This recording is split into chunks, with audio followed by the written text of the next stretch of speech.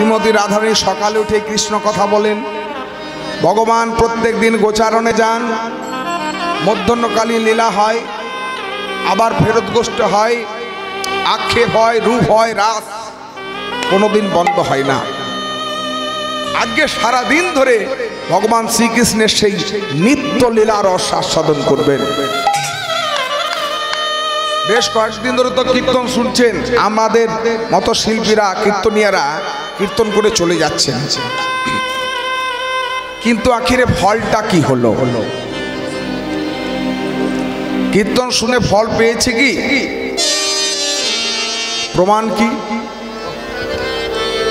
কীর্তন শুনলাম, সত্যি কি তার ফল পেলাম? না এলাম, বসলাম, কীর্তন শুনলাম, বাড়ি চলে গেলাম। মহাপ্রভুকে যখন এক ভক্ত প্রশ্ন করলেন, কই গো হে গৌর হরি, আমরা তো কীর্তন শুনছি, এত কীর্তন করছি, তবু হৃদয়ে কৃষ্ণ প্রেমের উদয় হচ্ছে না কেন? এত কীর্তন শুনছি, কীর্তন করছি, তবু হৃদয়ে কৃষ্ণ প্রেমের উদয় হচ্ছে না। মহাপ্রভু বললেন, কীর্তন শুনছো, কীর্তন করছো, কিন্তু কীর্তন শোনার, কীর্তন করার কিছু নিয়ম আছে। নিয়ম অনুযায়ী যদি কীর্তন শুনতে পারেন, নিয়ম অনুযায়ী যদি কীর্তন করতে পারেন, তবে প্রেম ভক্তি লাভ হবে। মহাপ্রভু 4টি নিয়মের কথা বলেছেন। তুমি যদি কৃষ্ণ ভক্ত, পরম বৈষ্ণব হতে চাও, তাহলে 4টি নিয়ম মানো। 40টা নয়, 400টা নয়, 4000টাও নয়। 4টি নিয়ম মেনে তুমি যদি কীর্তন শুনতে পারো, কীর্তন করতে পারো, তুমি অতি অবশ্যই ভক্ত বা বৈষ্ণব হতে পারবে।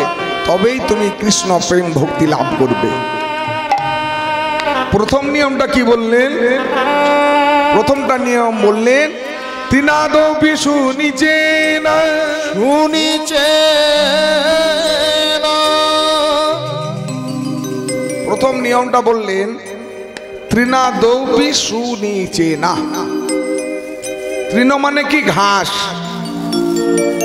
ঘাস সবার নিচে থাকে, আমরা পা মারিয়ে চলে যাই, আবার সে মাথা তুলে দাঁড়ায়। কোনো মান অভিমান নেই, অভিমান শূন্য। বৈষ্ণব হইয়া হবে নিরভিমান, জীবে জানিবে সম্মান, জানি কৃষ্ণ অধিষ্ঠান। ভক্ত বা বৈষ্ণব হতে হলে মান অভিমান করলে চলবে না। হৃদয়ে মান অভিমান নিয়ে কীর্তন শুনতে বসলাম, তিলক রচনা করছি, তুলসী কাঠে মালা পড়ছি। যতই তুমি তিলক রচনা করো, তুলসী কাঠে মালা পড়ো, প্রেম ভক্তি লাভ হবে না, তুমি ভক্ত হতে পারবে না। তৃণাদপি শুনিচে না মানে একেবারে ছোট হও। তুমি যদি ছোট হও, তবে তুমি বড় হতে পারবে। কোন ক্ষেত্রে ছোট কথা বললেন? সামাজিক ক্ষেত্রে, শিক্ষা ক্ষেত্রে, ভক্তি ক্ষেত্রে সবসময় তুমি ছোট হলে একদিন বড় হতে পারবে। বড় যদি হতে চাও, ছোট হও তবে। তৃণাদপি শুনিচে না। স্বামী বিবেকানন্দ সুন্দর একটা শিক্ষার মাধ্যমে দেখিয়েছেন। একটা ধর্মসভায় গেছেন, অন্যান্য সাধু ঋষিরা রয়েছেন চেয়ারে বসে, বিবেকানন্দ গিয়ে নিচে বসলেন। এক সাধু বলছেন, চেয়ার থাকতে তুমি নিচে বসলে কেন? স্বামীজি কি বললেন, যে আপনারা চেয়ারে বসে আছেন, আপনাদের পড়ার ভয় আছে, আমি মাটিতে বসে আছি তো আমার পড়ার ভয় নেই। তেমনি তুমি যদি অহংকারের মঞ্চে বসে থাকো, অভিমানের মঞ্চে তুমি যদি বসে থাকো, যতই কীর্তন শোনো আর কীর্তন করো, প্রেম ভক্তি লাভ হবে না, আসা যাওয়াই সার হয়। তৃণাদপি শুনিচে না। এখানে রবীন্দ্রনাথ ঠাকুর সুন্দর একটা গানের মাধ্যমে বললেন কি, তুমি ছোট হও, নত হও। আমার মাথা নত করে দাও হে তোমার চরণ ধুলার তলে। আমার মাথা নত করে দাও হে তোমার চরণ ধুলার তলে। মাথা নত করে দাও হে তোমার চরণ ধুলার তলে। সকল অহংকার হে আমার ডুবাও চোখের জলে। আমার মাথা নত করে দাও হে তোমার চরণ ধুলার তলে। ধরুন আমি ব্রাহ্মণ কুলে জন্মগ্রহণ করেছি, সেটা যদি আমার অহংকার হয়, কিন্তু সেটা তোমার অহংকার হলে সেটা তোমার নিজেকে অপমান করা হয়। আমি বড় বড় ডিগ্রি অর্জন করেছি, এই ডিগ্রির যদি আমার অহংকার হয় সেটা নিজেকেই অপমান করা হয়। কেউ যদি ধরুন ডিগ্রির অহংকার দেখায়, ধন দৌলতের অহংকার দেখায়, রূপের অহংকার দেখায়, মানুষ তাকে কিন্তু শ্রদ্ধা ভক্তি করে না, পরক্ষণে অপমানই করে। নিজের করিতে গৌরবদান, নিজের কেবলই করি অপমান। নিজের করিতে গৌরবদান, নিজের কেবলই করি অপমান। আপনারে শুধু ঘেরিয়া ঘেরিয়া দূরে মরি পলে পলে।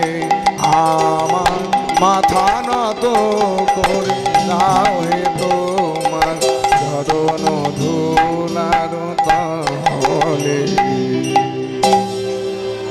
বলে জীবনে তুমি বড় হতে চাইলে আগে ছোট হও। তিনা দৌপি সু নিচে না, প্রথম নিয়মটা বললেন। দ্বিতীয় নিয়মটা কি বললেন? তরুরি বা সহিষ্ণু না, সহিষ্ণু না। ভক্ত বা বৈষ্ণবের ভাবটি কেমন হবে? বৃক্ষের মতো সহ্য গুণ। সহ্য গুণের যদি আমরা পরীক্ষা দিতে যাই, গাছের কাছে সবাই হেরে যাব। একটা গাছ রোদের মধ্যেও দাঁড়িয়ে আছে, বৃষ্টির মধ্যেও দাঁড়িয়ে আছে। যে গাছ আমাদেরকে ছায়া দান করে, ফল দান করে, ফুল দান করে, অক্সিজেন দান করে, সেই গাছটাকে নিজেদের প্রয়োজনের জন্য যখন কাটতে যায়, তখন কি গাছটা বলে যে আমার লাগছে? আপনার বাড়ির আম গাছটা 3 পুরুষ ধরে আম খাইয়ে এলো, এখন আর আম ফলন হয় না, বাড়ির মালিক বলছেন এবার কেটে ফেলো। তখন কি আম গাছটা বলে যে 3 পুরুষ ধরে তোমাদেরকে আম খাইয়ে এলাম, আমাকে এখন কাটছো কেন? সহ্য গুণ কোনো প্রতিবাদ করে না। প্রকৃত ভক্ত বা বৈষ্ণবের ভাবটি হবে কি? গাছের মতো সহ্য গুণ। কিন্তু কলিযুগের মানুষের সহ্য গুণ নাই। কেউ যদি আমাকে একটা কথা শোনায়, আমি চিন্তা ভাবনা করি ওকে কখন 10টা কথা শোনাবো। আমাকে অপমান করেছে, ওকে যতক্ষণ না অপমানের জবাব দিতে পারছি আমার রাত্রে ঘুম হবে না। তোমার হৃদয়ে যদি এই ভাব থাকে তাহলে ভক্ত বৈষ্ণব হতে পারবে না। যারা প্রকৃত ভক্ত, প্রকৃত বৈষ্ণব, তাদের হৃদয়ে যেমন মান অভিমান থাকে না, গাছের মতো সহ্য ক্ষমতা থাকে। সব মাথা পুঁতে নেন। যে সয় সে রয়, সে হলো আবার মহাশয়। তুমি যদি মহাশয় হতে চাও, সব কেউ তোমার অপমান করল না। খঞ্জ কৃষ্ণ দাস একজন পরম বৈষ্ণব।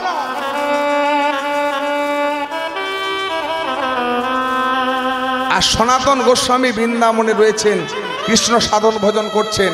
আর খঞ্জ কৃষ্ণ দাসও বৃন্দাবনে রয়েছেন। খঞ্জ কৃষ্ণদাস এই যমুনায় স্নান করতে চললেন, আর সনাতন গোস্বামী তখন ভগবান শ্রীকৃষ্ণের লীলা দর্শন করছেন। কি দর্শন করছেন? ভাবনয়নে। শ্রীমতী রাধারানী বললেন, বধূ এটা হলো কনক চাপা গাছ, আমাকে একটি কনক চাপা ফুল পেড়ে দাও। রাধারানী পাড়তে গেলে নাগাল পাচ্ছেন না। হলো কি, গোবিন্দ রাধারানীকে এইভাবে তুলেছেন, এবার তুমি ফুলটা পেড়ে না। রাধারানীকে কোলে তুলেছেন গোবিন্দ। রাধারানী কি করলেন? এক হাত দিয়ে গোবিন্দকে ধরেছেন, আর ডান হাত দিয়ে কনক চাপা ফুল পাড়তে গেলেন। যেই না এক হাত দিয়ে গোবিন্দকে ধরেছেন, গোবিন্দ ছেড়ে দিয়েছেন রাধারানীকে, রাধারানী মাটিতে পড়লেন। এই মাটিতে যেই পড়লেন, সনাতন গোস্বামী এই লীলা দেখছেন ভাব নয়নে। আর খঞ্জ কৃষ্ণদাস বাঁকা, শরীরগুলো বাঁকা, তো ওই পথ দিয়ে হেঁটে যাচ্ছিলেন।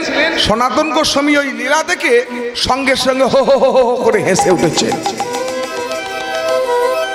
খঞ্জ কৃষ্ণদাস ভাবলেন যে সনাতন গোস্বামী আমি খোড়া বলে দেখে হাসলেন। সঙ্গে সঙ্গে কি বললেন? ওরে সনাতন, তোর ভজনে বাদ পড়ু। কত বড় বৈষ্ণব দেখুন, যেই না বলেছেন তোর ভজনে বাদ পড়ু, এতক্ষণ সনাতন গোস্বামী সিনেমার মতো রাধা গোবিন্দের লীলা দর্শন করছিলেন, সে রিল কাটার মতো হয়ে গেল, আর কিছুই দেখতে পাচ্ছেন না। নিশ্চয় তাহলে আমার কিছু অপরাধ হয়েছে। এসে দাদা রূপ গোস্বামীকে বললেন, দাদা এই ঘটনা ঘটে গেছে, আমি আর কোনো লীলা দর্শন করতে পারি না। রূপ গোস্বামী বললেন, তোর নিশ্চয় বৈষ্ণব অপরাধ হয়েছে। সকল অপরাধে ক্ষমা আছে, কিন্তু বৈষ্ণব অপরাধের ক্ষমা নেই। আর বৈষ্ণব অপরাধ হলো, আমি তো জ্ঞানত কোনো বৈষ্ণব অপরাধ করিনি।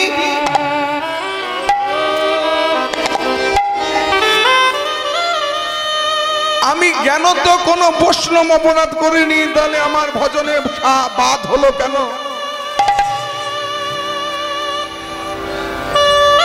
শোনো, কিভাবে কার কাছে বৈষ্ণব অপরাধ হয়েছে এই মুহূর্তে জানা যাবে না। তুমি বৃন্দাবনের সকল বৈষ্ণবকে আমন্ত্রণ জানাও। এই সনাতন গোস্বামী বৃন্দাবনের সকল বৈষ্ণবকে আমন্ত্রণ জানালেন। সবাই এসেছেন বটে, শুধু একজন আসেননি। রূপ গোস্বামী বললেন, যিনি আসেননি তার কাছেই তোমার বৈষ্ণব অপরাধ হয়েছে। তিনি কে? খঞ্জ কৃষ্ণদাস পরম বৈষ্ণব, তিনি আসেননি। ওই খঞ্জ কৃষ্ণদাসের কাছেই তোমার বৈষ্ণব অপরাধ হয়েছে।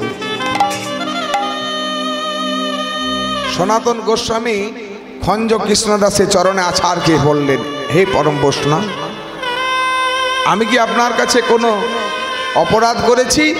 আমি আমন্ত্রণ করেছিলাম, আপনি গেলেন না কেন আমার কুটিরে? কি করে যাব? আমি তো খোড়া, ভালো করে চলতে পারি না। খোড়া মানুষ গিয়ে কি হবে? সনাতন গোস্বামী বললেন, আপনাকে খোড়া কে বলেছে? তুমি বলনি, কিন্তু যখন আমি যমুনায় স্নান করতে যাচ্ছিলাম, আমার এই অঙ্গভঙ্গি দেখে তুমি হো হো করে হেসেছিলে। কখন? এই তো কাল সকালে। সনাতন গোস্বামী করজোরে বললেন, হে পরম বৈষ্ণব, আমি কেন হেসেছিলাম জানেন? আপনার খোড়ায় এই চলন বলন দেখে আমি হাসিনি, কিন্তু কেন হেসেছিলাম? আমি রাধা গোবিন্দের লীলা দর্শন করছিলাম। রাধারানীকে কোলে তুলেছেন গোবিন্দ, গোবিন্দ কোলে তুলেছেন, কনক চাপা ফুল পাচ্ছেন রাধারানী, গোবিন্দ ছেড়ে দিয়েছেন, রাধারানী মাটিতে পড়লেন। তাই দেখে আমি হেসেছিলাম, আপনার অঙ্গ দেখে আমি হাসিনি। যেই নিয়ে কথা বলেছেন, খঞ্জ কৃষ্ণদাস জড়িয়ে ধরলেন। সনাতন, সত্যি আমার অপরাধ হয়ে গেছে, আমি তোমায় অভিশাপ দিয়েছিলাম তোর ভজনে বাদ পড়ু। যেই না বৈষ্ণব ক্ষমা করে দিলেন, সনাতন গোস্বামী ঠিক সেই জায়গা থেকে আবার লীলা দর্শন করছেন। রাধারানী মাটিতে পড়ে আছেন, এবার রাধারানী গোবিন্দকে বলছেন, হে বধূ, তুমি আমায় কোলে তুললে কিন্তু আবার ছেড়ে দিলে কেন?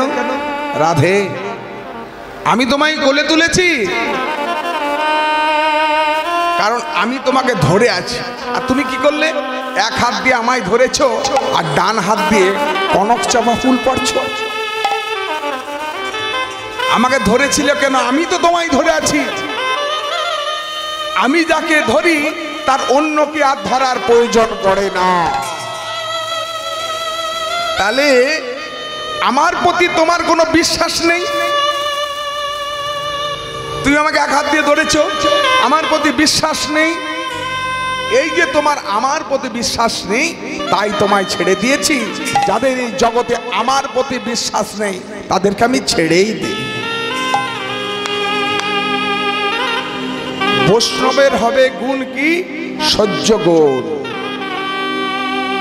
গাছের মতো সহ্য গুণ।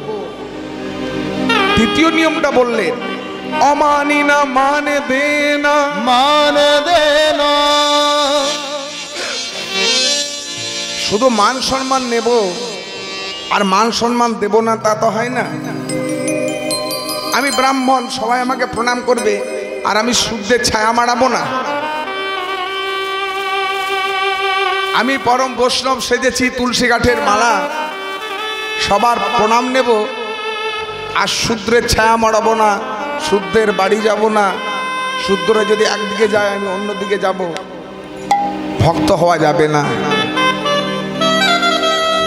ভক্ত বা বৈষ্ণবের ভাবটি হবে কেমন? অমানি না মানে দে না।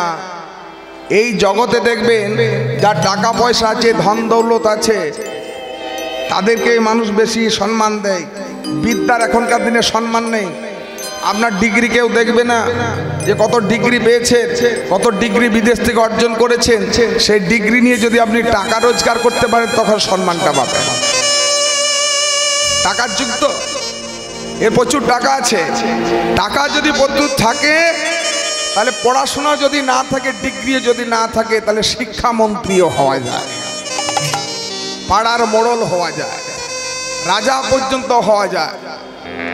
তাই বললেন কলিযুগের মানুষ হয়েছে, সবাইকে মান সম্মান দেয় না, তেলা মাথায় তেল দেয়।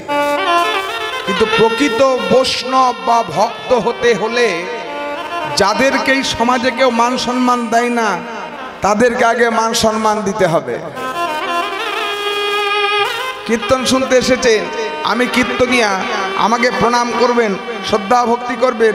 আপনার পাশে একজন পরম ভক্ত বসে বসে কীর্তন শুনছেন, তাকে ঘৃণা করবেন তা তো হয় না। উনি কীর্তনিয়া, উনাকে ভক্তি করো, আর পাশে একজন রয়েছেন তাকে ঘৃণা করবেন? ঘৃণা মানুষকে কোনোদিন করতে নেই। মানুষের কর্ম ভেতরে যে কুকর্মগুলো রয়েছে, পাপকে তুমি ঘৃণা করো, পাপীকে নয়। মহাপ্রভু যদি পাপীকে ঘৃণা করতেন তাহলে জগাই মাধাই উদ্ধার হতো না,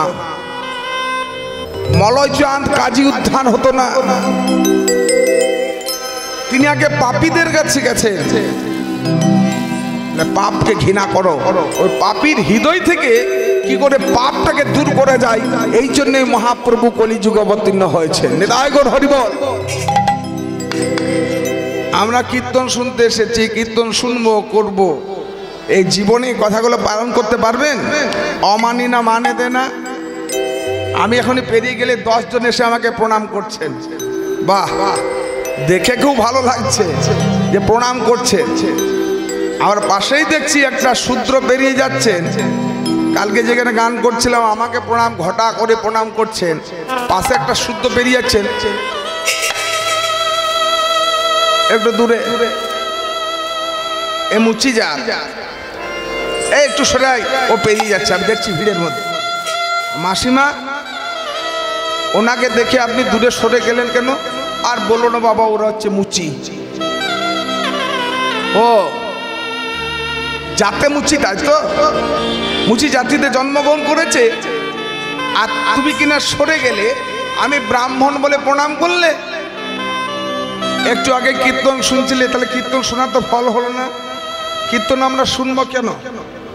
তাহলে এখানে কীর্তনের জায়গায় অন্য কিছু আলোচনা হলেই ভালো হতো।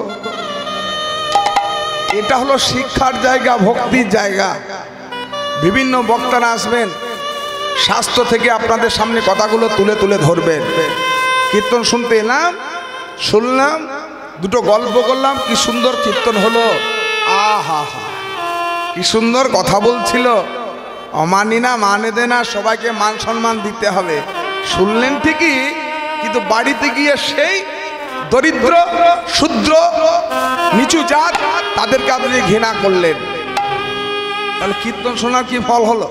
এত বড় প্যান্ডেল করে, এত খরচা করে আমাদেরকে এত দূর থেকে নিয়ে এসে কীর্তনের আয়োজনটা হলো, শুনলাম বটে কিন্তু জীবনে পালন করলাম না।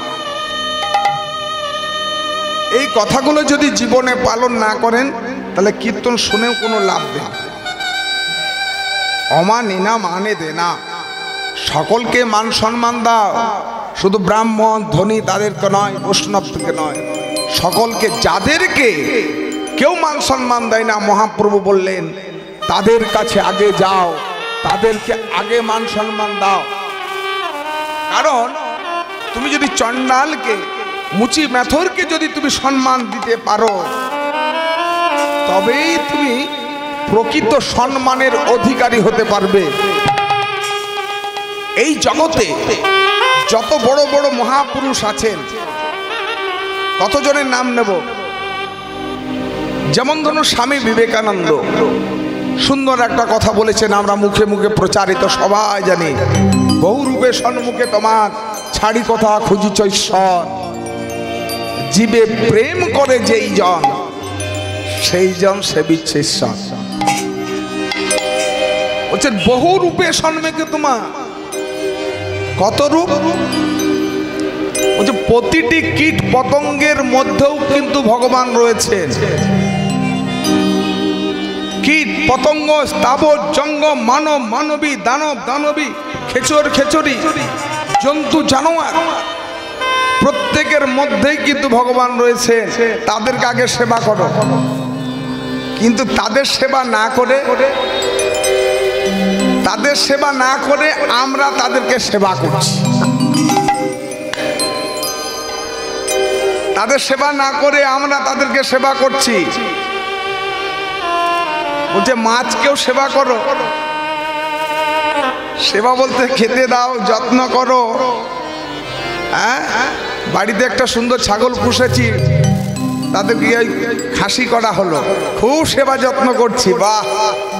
কারণ এই ছেলের অন্নপ্রাশনে একে কাটা হবে, আমরা সেবা করব।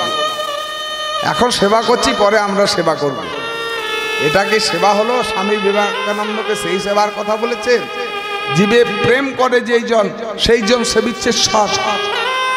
তুমি যদি জীবকে ভালোবাসো শিব জ্ঞানে, সেটাই ভগবানের সেবা হবে। নিতাই গৌর হরিবোল।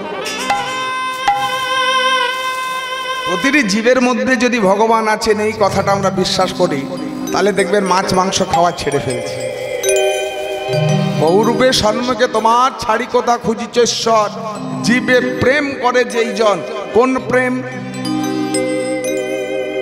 প্রত্যেক স্ত্রী নারীর মধ্যে রয়েছে শুক্রাণু, ডিম্বাণু। আরো ভেতরে যদি প্রবেশ করা হয়, মহাপ্রভু বললেন তাদের প্রতি তোমাকে প্রেম দেখাতে হবে।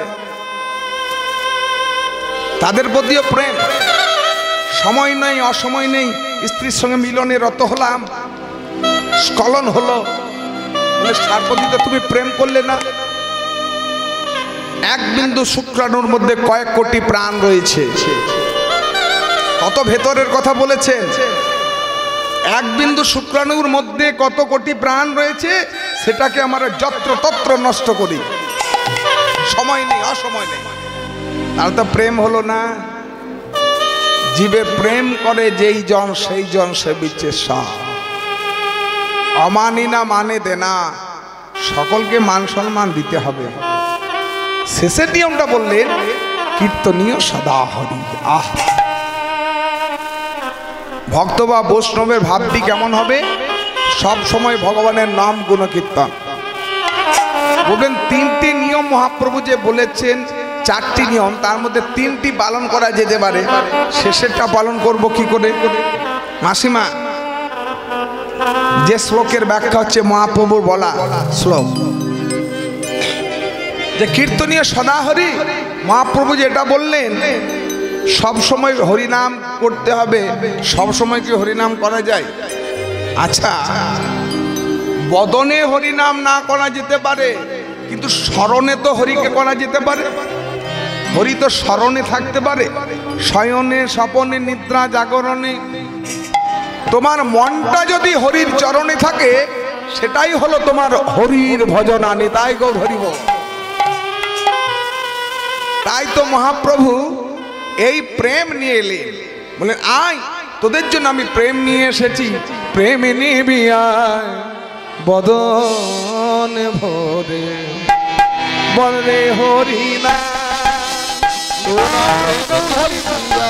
বদন ভরে, বলে রে হরি না। প্রেম নিবি আয় বদন ভরে, বল রে হরি না। তোরা প্রেম নিবিয়ায় বদন ভরে, বলে রে হরি না। এ নাম এনেছিল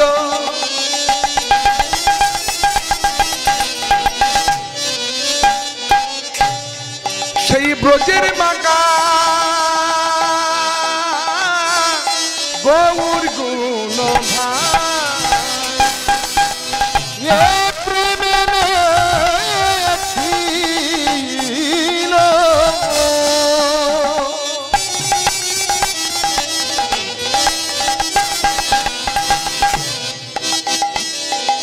আমার ব্রজে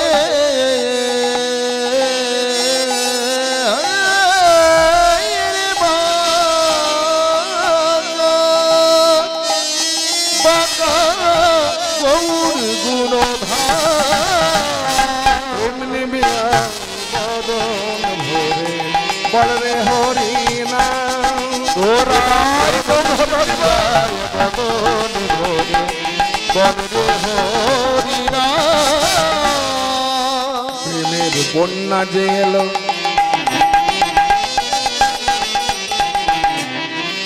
প্রেমের বন্যা বলবে না আমরা বৃষ্টির বন্যা জানি, কিন্তু প্রেমের বন্যাটা কি? প্রেম। মহাপ্রভু আসার আগে কীর্তন ছিল, সংকীর্তন ছিল না, কীর্তনের মধ্যে এতটা প্রেম ছিল না। মহাপ্রভু প্রেম আর ভক্তি এই নামের মধ্যে মিশিয়ে দিয়েছেন স্বভক্তি শ্রিয়া। প্রেমের বন্যা যে এলো, প্রেমে জগৎ মাতিল, প্রতি জীবে দারে দারে না বিলাইল। প্রেমের বন্যা যে এলো, জগৎ প্রেমে মাতিল, প্রতি জীবে দারে দারে নাম বিলালো। ও যে শান্তি পুরো ডুবু ডুবু নদে ভেসে যায়, প্রেমে শান্তি পুরো ডুবু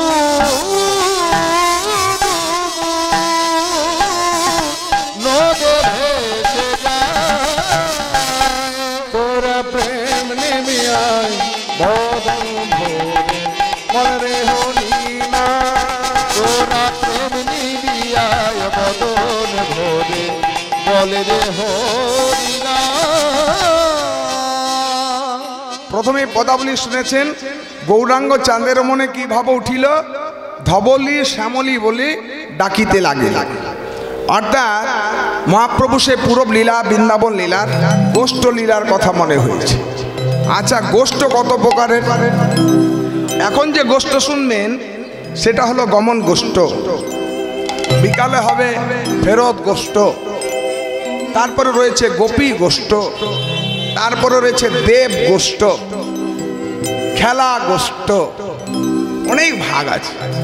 আজকে এটা হলো গমন গোষ্ঠ। তো মহাপ্রভু সেই গমন গোষ্ঠীর কথা মনে হয়েছে, অর্থাৎ ধেনু চড়াতে যাবে। শিবাসাঙ্গিনায় ছিলেন, হরিনাম করছিলেন, আর ধবলি শ্যামলী বলে ডাকছেন, ধবলি শ্যামলী আজ বাহু তুলে নাচে গোডা। উলুধ্বনি হরধ্বনি।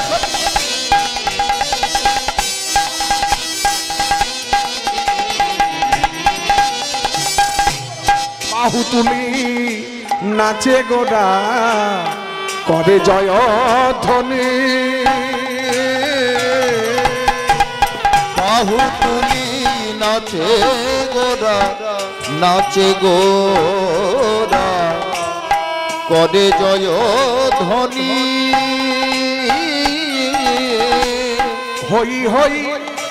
এই দাঁড়াও, মহাপ্রভু গরু চড়াতে যাবে, বসতে যাবে, ধেনু কোথায়? আর রাখালদের হাতে একটা পাঁচুনি থাকে, পাঁচুনি মানে যে লাঠিটা দিয়ে ধেনুগুলোকে প্রায় ছোট্ট মোট একটা লাঠি থাকে। গরুটি পাঁচুনি নেই, কি করলে? এই যে আঙুল, এই আঙুলটা কি? পাঁচটা যে আমাদের আঙুল আছে, এক একটা একটা একটা কাজ আছে। এটা হলো তর্জনী।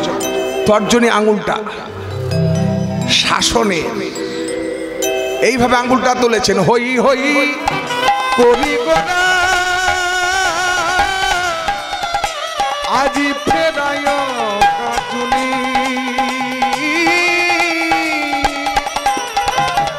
ও গো হই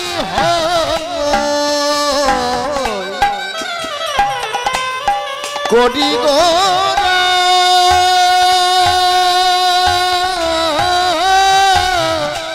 ফিরায় পাচনি। ফিরা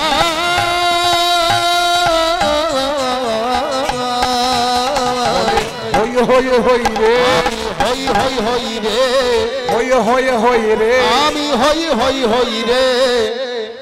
যে জনা আমার হই আমি তার হই রে। ওগো যে জনার আমার হয় আমি তার হই রে। যে জনা আমার হই আমি তার হই রে। ওগো যে জনার আমার হয় অন্য আর কারণ নয়। যে জনার আমার হয় অন্য আর কারণ নয়। যে জনার আমার হয় অন্য আর কারণ নয়। যে জনার আমার হয় অন্য আর কারণ নয়। যে জনার আমার অন্য আর কারণ নয়। যে জনার আমার হয় হই হই হই রে। ওগো হই হই করি